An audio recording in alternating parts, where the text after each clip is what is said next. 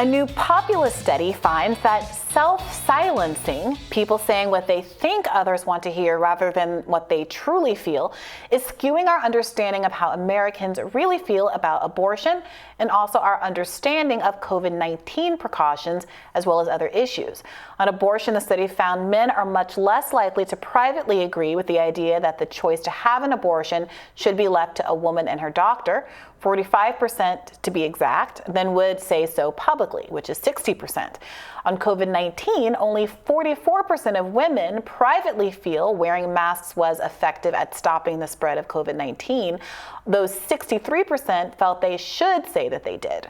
Todd Rose, the co-founder of Populous, says the findings of this study matter because when we're misreading what we all think, causes false polarization and destroys public trust. People are often more moderate than they'll readily admit when being pulled toward a vocal fringe, whether left or right, Rose told Axios.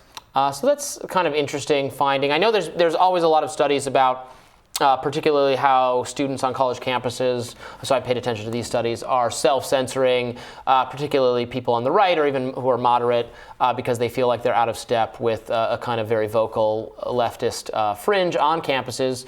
So this doesn't surprise me that much. It's interesting, the two examples they gave. There was a moderately funny, or at least funny for the standards of Saturday Night Live, which I don't actually think is very funny at all, segment on sort of COVID just like that, where everyone like overheats when they finally admit that they don't know that masks are working very much, or that there was some other things. It's kind of a funny segment. Well, here's the thing about the self-silencing stuff. It's always confusing to me because I'm a leftist and I obviously keep my opinions to myself 99.9% of time because I know that they're not going to be broadly accepted. I think in a world where people have very mixed political feelings, the traditional lines about being, fiscally conservative and also socially conservative, or I'm fiscally liberal and socially liberal, everything's mixed up. There are all kinds of weird dividing lines, and there's so many polarizing subjects in today's world that I think everyone's self-silencing. But this idea of self-silencing as code for conservatives are under assault is what kind of rubs me the wrong way. Because people who have had atypical views about any number of things not only have been self-silencing, but as I've talked about in recent segments, organizations like the FBI have been targeting our phones and busting into our houses and killing us because of the beliefs that we hold. And so I think we should keep things in perspective. With respect to those two specific polls, I also think that they're interesting. So the idea that more men believe that they should have some input into whether or not their partner has an abortion, then would say it out loud. That completely tracks to me. That makes sense to me. I think the women's rights movements have really emphasized that it's a woman's choice solely because they are up against a legal prohibition against being able to do what they want to do with their bodies.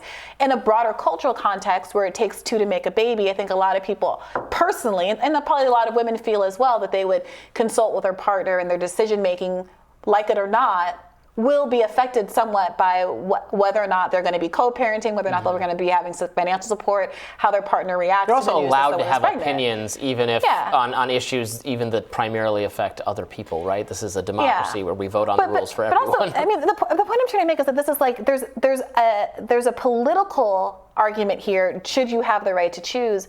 And then there are these other wishy or washier cultural feelings about it.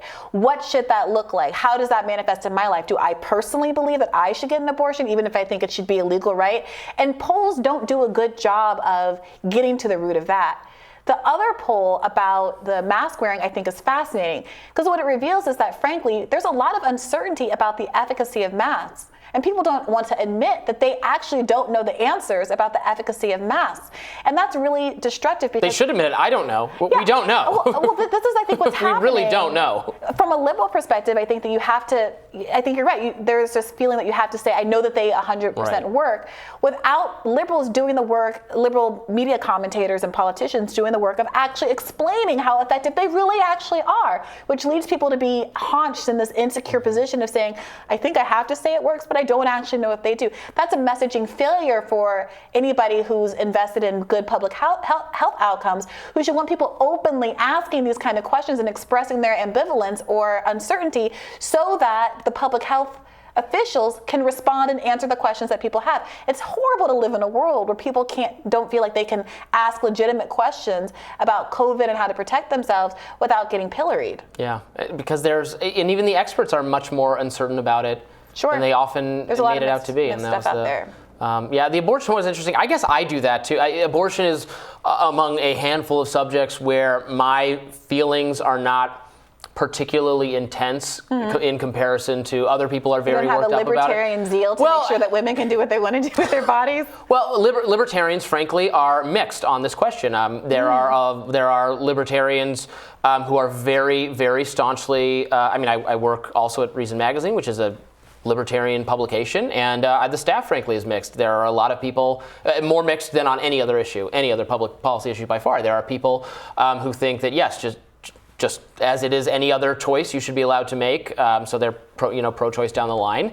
And there are libertarians who will defend abortion restrictions on libertarian grounds by saying that the unborn entity is deserving of rights and you're not allowed to infringe on that entity's rights to some degree, and so they will defend it on libertarian grounds. I find both of these arguments kind of compelling, so I end up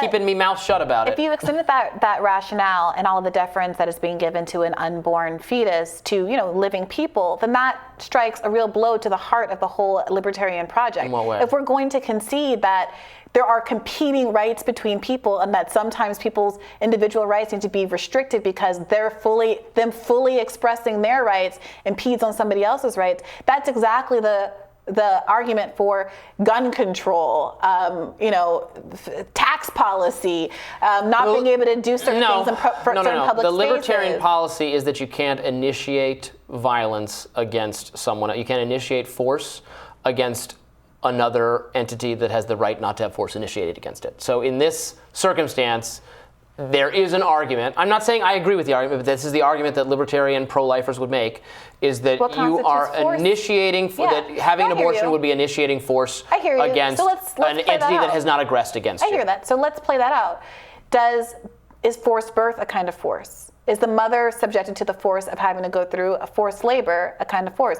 If it's an ectopic pregnancy or some other kind of dangerous pregnancy that will cause harm to the life of the mother, threaten the life of the mother, is that force? If the mother is subject to rape or violence in getting pregnant in the first instance, is that a force that militates in here? I mean, right. It leads to very tricky. I mean,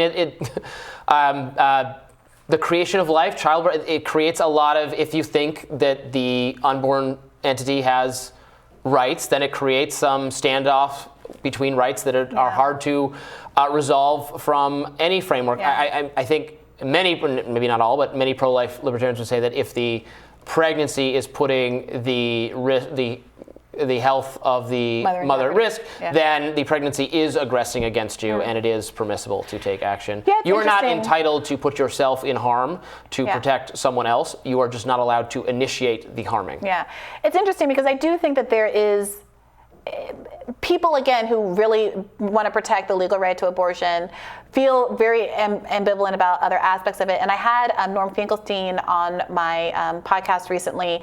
He is a public intellectual, a writer, a professor who's kind of known for getting into some public disagreements with Alan Finkelstein on the issue of Palestinian rights and defending them very vigorously as a Jewish person himself whose parents were Holocaust survivors. And we were talking about abortion on my show, and he was making some pretty provocative points. But his point was, you're so kind of unable. It is very risky in terms of the social stigma that will accrue for him to say the kinds of things where he said. So he was like, I believe strongly in the right to choose. He told a story about his mom being on a train to a concentration camp and sitting next to a woman who had just given birth, perhaps even on the train, who made the choice to kill the baby before they got to the concentration camp because she knew it was inevitable and wanted to minimize the amount of suffering. And talking about what a horrible choice that is to have to make, but that he really understands why she would make that choice and supports the right to choose.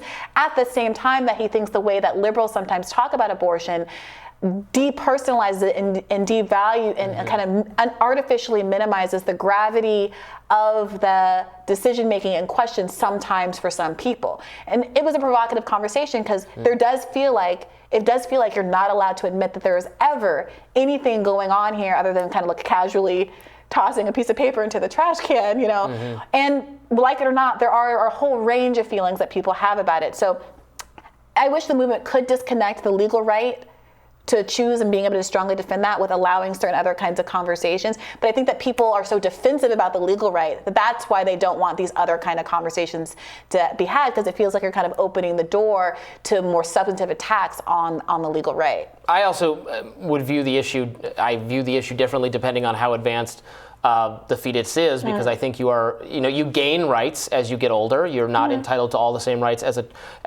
5-year-old as you are as a 16-year-old. No, that's Roe, baby. So that was Roe. Everyone agreed on that one. I would draw it differently based on the age of the fetus. All right, that does it for us. We'll be back with more Rising after this.